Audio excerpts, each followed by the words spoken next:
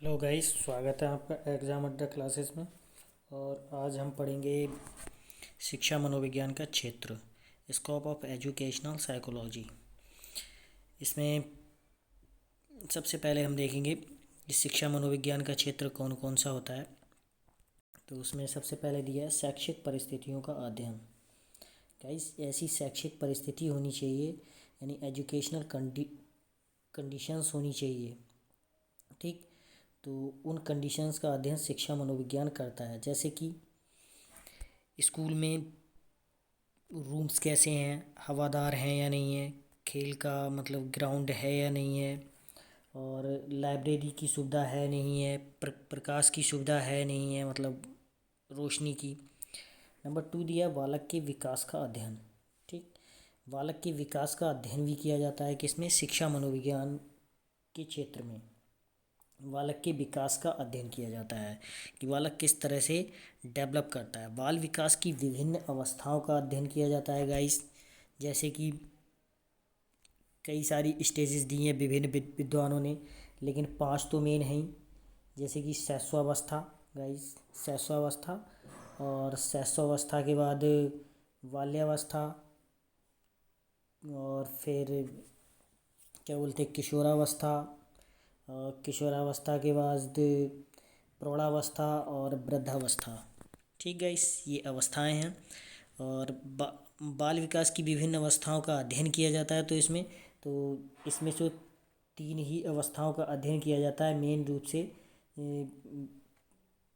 जो बाल विकास होता है या शिक्षा मनोविज्ञान होता है, उसमें 3 ही अवस्थाओं का अध्ययन किया जाता है, व्यक्ति के जन्म से लेकर और किशोर अवस्था तक की अवस्थाओं का अध्ययन किया जाता है।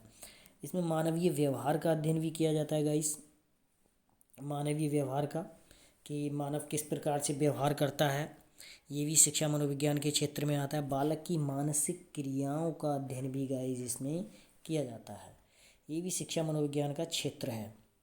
बालक की मानसिक क्रियाओं का अध्ययन, कि बच्चा क्या सोच रहा है, कि बच्चा किस एज में किस तरह से सोचता है, उसके लिए उसी प्रकार की शिक्षा दी जाती है।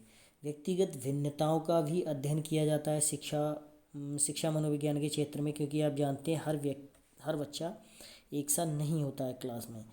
कुछ बच्चे मतलब थोड़े समझाने से ही समझ जाते हैं, कुछ को बहुत ज़्यादा समझाना पड़ता है, या किसी के लिए कोई मेथड काम आता है, किसी के लिए कोई दूसरा मेथड लगाना पड़ता है। तो इस तरह से क्लास में व्यक्तिगत भिन्नताएं, या क्लास में या वैसे भी समाज में व्यक्तिगत भिन्नताएं पाई जाती हैं। कोई भी 2 व्यक्ति आपने देखे होंगे मानसिक रूप से या शारीरिक रूप से एक तरह के नहीं होते हैं गाइस। तो इस चीज़ का भी ध्यान रखना होता है। आगे बढ़ते हैं गाइस, मानसिक स्वास्थ्य एवं असामान्य व्यवहार का अध्ययन भी किया जाता है, ठीक। मानसिक स्वास्थ्य मतलब बच्चे का कैसा स्वास्थ्य है, या जिसको भी हम एजुकेशन दे रहे हैं उसके मानसिक स्वास्थ्य का अध्ययन किया जाता है। असामान्य व्यवहार, कोई बच्चा मतलब एकदम से असामान्य व्यवहार करने लगता है, तो उसके पीछे रीज़न क्या है, कारण क्या है, ये भी शिक्षा मनोविज्ञान के क्षेत्र में इसका अध्ययन किया जाता है। अधिगम प्रक्रिया का अध्ययन किया जाता है, यानी सीखने की प्रक्रिया का अध्ययन किया जाता है पूरा, कि लर्निंग प्रोसेस क्या होगी, ठीक। किस बच्चे को हमें कैसे ट्रीट करना है, कैसे सिखाना है, ठीक। तो उसके लिए क्या अधिगम की प्रक्रिया क्या होगी। अगर हमें मैथ की टीचिंग करना है तो उसके लिए अधिगम प्रक्रिया क्या होगी, अगर हमें साइंस की टीचिंग करना है तो उसके लिए अधिगम प्रक्रिया क्या होगी, ठीक। और इसी तरह दिया है वंशानुक्रम एवं वातावरण, और बच्चे पे जो इफ़ेक्ट है वो वंशानुक्रम का भी पड़ता है और वातावरण का भी पड़ता है। अगर घर में उनके माँ बाप में मतलब झगड़े हो रहे हैं तो इसका भी इफ़ेक्ट पड़ता है। तो ये भी शिक्षा मनोविज्ञान के क्षेत्र में आता है। गाइस, आगे बढ़ते हैं और इसमें हम देखते हैं शिक्षण विधियों का अध्ययन किया जाता है गाइस। कई प्रकार की विधियाँ होती हैं, शिक्षण विधियाँ, और उन सभी विधियों का अध्ययन किया जाता है।